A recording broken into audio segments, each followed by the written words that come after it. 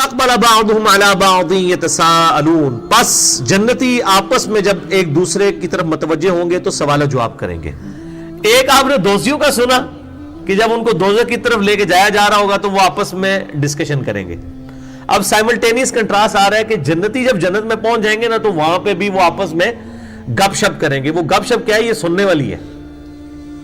یہ آپ کو لگے گا کہ یہ اللہ تعالیٰ کا کتنا کرم اور فضل ہے کہ اس نے مستقبل میں جو کچھ ہونے والا ہے نا وہ پہلے ہی ویڈیو فلم دنیا میں چلا دی ہے، قرآن پاک کے اندر وہ ساری چیزیں بیان کر دی ہیں۔ وہ کیا گپ شپ کریں گے؟ قال قائل منہم انی کان لی قرین، تو ان میں سے ایک شخص کہے گا کہ میرا ایک بڑا جگری دوست تھا دنیا کے اندر، یعنی وہ جگری دوست تھا، بس وہ دنیاوی تو دوستی تھی لیکن وہ کسی اور راستے پہ تھا، میں کسی اور راستے پہ تھا۔ اور ایسے ہوتا ہے، یعنی بڑے بالکل اپوزٹ نیچر کے لوگ دنیا میں دوست ہوتے ہیں۔ الٹا جو دین کے راستے پہ چڑھ رہا ہوتا ہے وہ دوسرے لوگ بھی اس کو سمجھا رہے ہوتے ہیں یار اتنا بھی کوئی دماغ ہوتا ہے نہیں، کوئی مطلب روگ لا لینا چاہیے تھا، جوانی بھی چاہیے، ذرا صاحب نال دین ہوتے ٹورو۔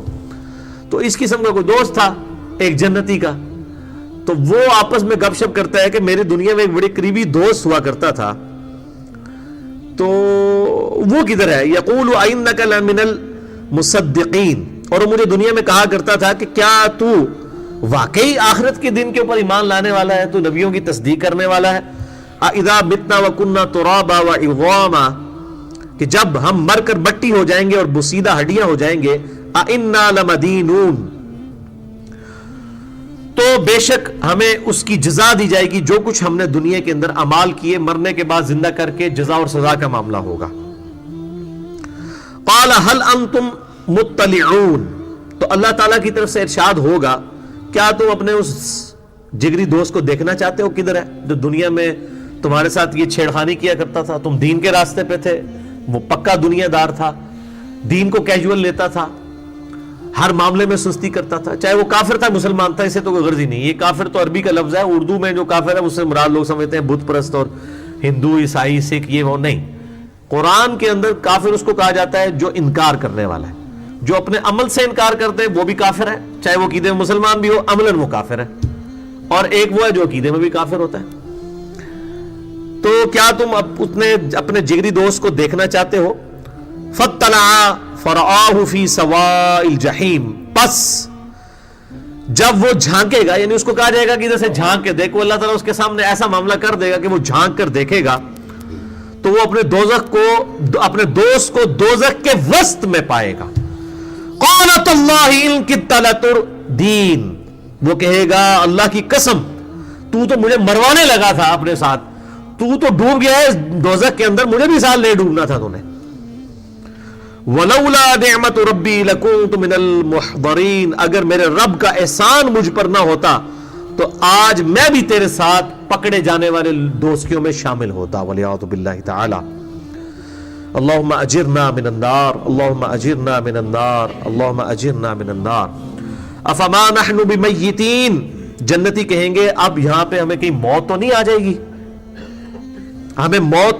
اب ہمیں یہاں پر موت نہیں آئے گی، الا موتتن الاولی، سوائے جو پہلی موت ہمیں دنیا کی زندگی میں آ چکی، وما نحن بمعذبین، اور نہ ہمیں عذاب دیا جائے گا۔ یہ صحیح بخاری میں ایک حدیث موجود ہے کہ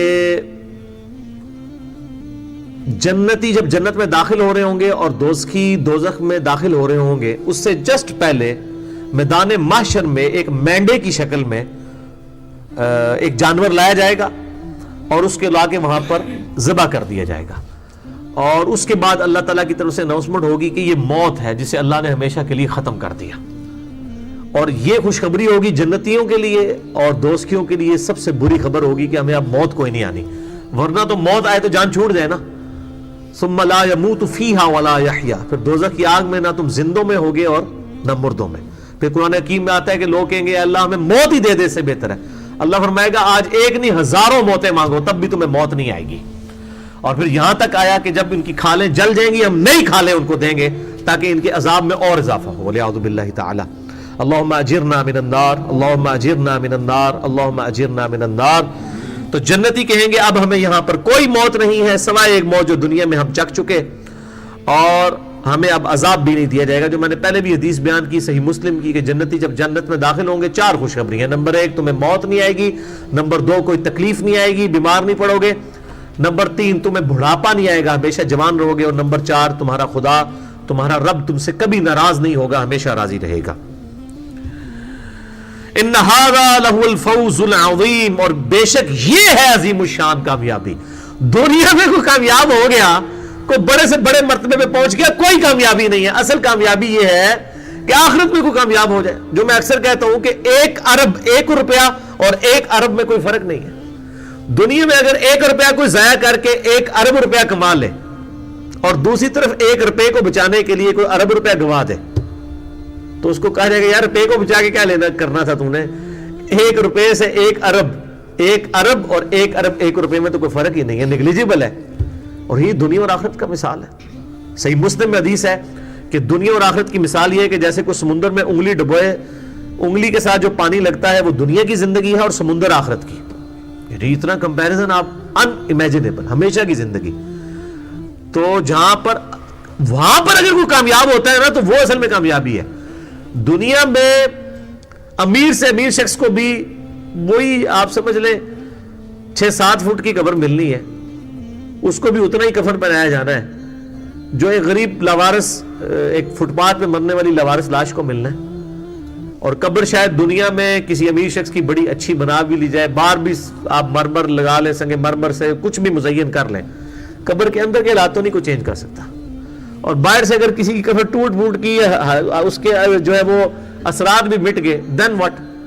لوگ کہتے ہیں جی وہ بزرگاں کی قبر تھی, کچی بنائی تھی جناب, وہ بہ گئی. یار کیا ہوا, اسے کیا فرق پڑتا ہے, قبروں سے کیا فرق پڑنا ہے.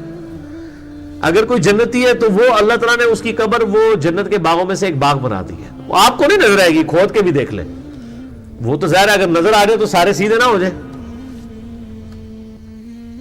صحیح بخاری میں حدیث ہے, میرا ایک کلپ بھی چڑھا ہوا ہے, کیا مردے بھی جو ہے وہ بولتے اور سنتے ہیں, کہ میت جو ہے وہ چارپائی کے اوپر کلام شروع کر دیتی ہے. صحیح بخاری میں حدیث ہے. اگر نیک ہوتی ہے تو کہتی ہے مجھے لے چلو جلد جلد اس کی طرف, کب میرے قبرستان کی طرف, میری قبر کی طرف, ہمیشہ کی کامیابیاں میرا انتظار کر رہی ہیں. اور بدکار جو میت ہے وہ کہتی ہے مجھے کدھر لے کے جا رہی. وہ چیختی ہے اور اس کی چیخو پکار کو زمین و آسمان کی ہر مخلوق سنتی ہے سوائے جن اور انسانوں کے, کیونکہ جن اور انسان ہی اللہ کے حضور مکلف ہیں. اگر انہوں نے سن لیا تو یہ تو پھر تو اللہ تعالیٰ نے تو سب غیب کا پردہ اگر اٹھا دیا تو پھر تو سب نے مان جانا ہے. تو غیب کے پردے میں ہی تو ماننے کا فائدہ ہے. ان الذین یخشون ربهم بالغیب, بے شک جو لوگ غیب میں اپنے رب سے ڈرتے ہیں, لہم مغفرت و اجر کبیر, ان کے لیے مغفرت اور بڑا اجر ہے. تو یہ ہے بڑی کامیابی. لمثل ھذا فلیعمل العاملون, ایسی کامیابی کے لیے لوگوں کو چاہیے کہ اعمال کیا کریں. کام کوئی کرنا ہے تو اے کرو, صحیح پنجابی ترجمہ ہے, اے کام نہیں کرنے والا. لمثل ھذا, یہ ہے کام, فلیعمل العاملون, جو کہ کام کرنے والوں کو کرنا چاہیے. یہ نہیں ہے کہ دنیا کی کاسٹ کے اوپر آپ آخرت کو ہی بیچ دیں, نہیں, دنیا بے شک بیچ دیں لیکن آخرت کو ہاتھ سے نہ جانے دیں. بلکہ میں ایک بات کرتا ہوں, اگر ہم میں سے جتنے بھی یہاں 70-80 کے قریب لوگ بیٹھے ہیں, ہم میں سے اگر کسی کو یہ بتا دیا جائے نا کہ آپ میں سے فلاں شخص جو ہے اگلی اتوار کو وہ زمین کے نیچے ہوگا, تو آپ کا کیا خیال ہے کہ دنیا کی کوئی لذت اس کے لیے لذت رہ جائے گی؟ دنیا کی کسی گناہ کا ٹیسٹ اس کے لیے کوئی ٹیسٹ رہ جائے گا؟ حالانکہ یہ تو میں نے بہت لمبی ڈیٹ دے دی ہے, ہمیں تو آج کا بھی نہیں پتا, اگلے لمحے کا نہیں پتا. اس لیے جب تک موت سامنے نہ ہو اس وقت تک انسان کا قبلہ درست نہیں ہوتا. اذالک خیر نزلا, بھلا یہ دعوت بہتر ہے, ام شجرۃ الزقوم, یا پھر وہ تھور کا درخت. اب پھر دوستیوں کا ذکر آ رہا ہے. اللہ تعالیٰ ہمارا یہ جنتیوں کا حال ہوگا, یہ نعمتیں ہوں گی, کیا یہ نعمتیں بہتر ہیں یا وہ زقوم کا درخت؟ انا جعلناها فتنة للظالمین, جس کو ہم نے آزمائش بنا دیا گناہگاروں کے لیے, ظالموں کے لیے. انہا شجرۃ تخرج فی اصل الجحیم, وہ ایک درخت ہے جو کہ دوزخ کے اندر اگتا ہے. یہ اللہ کی اب قدرت ہے کہ وہ دوزخ کی آگ کے اندر بھی آگ اس درخت کو نہیں جلاتی, لیکن اس کے کڑوے پتے ہوں گے. ان شجرۃ الزقوم طعام الاثیم, جو سورہ دخان میں آتا ہے نا کہ جو گناہگاروں کی خوراک جو ہے نا وہ اس کے پتے ہوں گے اور اتنے کڑوے پتے ہوں گے. اس کے بعد وہ جب کھائیں گے تو اتنی سخت ان کو پیاس لگے گی کہ پانی مانگیں گے, اور پانی ان کو دوسیوں کا پیپ اور خون اور گرم کھولتا ہوا پانی دیا جائے گا. لیکن پیاس اتنی غالب ہوگی کہ وہ مجبوراً وہ پانی پیئیں گے جس کی وجہ سے ان کی انتڑیاں گل جائیں گی. وَلِعَاذُ بِاللَّهِ تَعَالَى اللہم اجرنا من النار آمین. طلعها كأنه رؤوس الشیاطین, اس زقوم کے درخت کے شگوفے گویا شیطانوں کے سر. اس کی یعنی شکل بھی اتنی خطرناک ہوگی اس درخت کی. فَإِنَّهُمْ لَآكِلُونَ مِنْهَا فَمَالِئُونَ مِنْهَا الْبُطُونَ, پس انہیں ضرور کھانا پڑے گا وہی درخت کے پتے اور اس کی خوراک, اور وہ بھریں گے اس سے اپنے پیٹ. ثُمَّ إِنَّ لَهُمْ عَلَيْهَا لَشَوْبًا مِّنْ حَمِيمٍ, اس کے بعد پھر کھولتا ہوا پانی ان کو دیا جائے گا. پانی مانگیں گے. دیکھیں یہ عذاب کا سلسلہ ہے کہ ان کو مجبور, ان کو اصل میں پانی پلانا نا کھولتا ہوا اللہ تعالیٰ نے. تو ویسے تو بندہ ضد کرے گا کہ میں نے نہیں پینا, پھر بھی خیر انڈیلا جا سکتا ہے.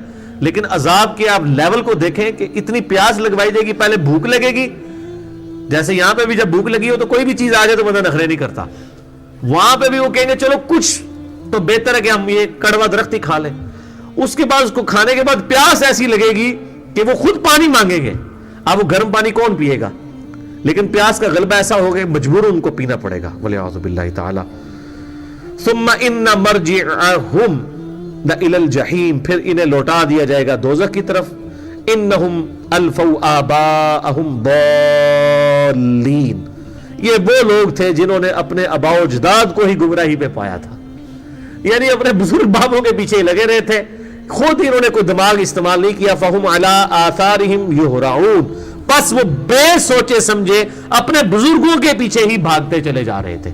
یعنی قرآن پڑھنے کے بعد بھی اگر, ویسے تو قرآن پڑھنے اس لیے نہیں دیتے, قرآن اگر کوئی پڑھ لے تو قرآن تو بالکل واضح ہے. یہاں پہ لوگ کہتے ہیں جی اسی جنہوں نے لڑ لگے ہیں سانو بچا لینا ہے, اور قرآن تو کہہ رہا ہے کہ اے دوست کی ہو جائے جڑے لڑ لگے ہوئے سمجھے. یہ دیکھ لو, یہ اپنے آباء و اجداد کے اسی طریقے پہ سے. ابھی کسی کو وہ بات طے کہتے اسی آج تک نہیں سنی. آپ بتائیں کہ یار قرآن پاک کو ہم نے تو نہیں خود, مطلب آج کا تو نہیں بنا ہوا, یہ تو پہلے کا اللہ تعالیٰ سے نازل ہوا ہے, ہم اس میں سے بتا رہے ہیں. تو آپ نے نہیں سنی تو آپ اپنی بدبختی کو روئیں. تو یہ قیامت الدین میں اللہ تعالیٰ ہمارا ہے, یہ دوست کی وہ لوگ ہوں گے جو کہیں گے ہم تو اپنے باوجداد کو اس دین کے اوپر پایا تھا, ہم انہی کے پیچھے چلتے رہے. وَلَقَدْ ضَلَّ قَبْلَهُمْ أَكْثَرُ الْأَوَّلِينَ, اور بہک گئے ان سے قبل بہت سے لوگ. یعنی صرف مشرکین عرب یا دوسرے لوگ نہیں بہک رہے, بلکہ اگلی امتوں میں ایسے لوگ بھی تھے جو اپنے بزرگوں کے پیچھے لگ کے گمراہ ہوئے.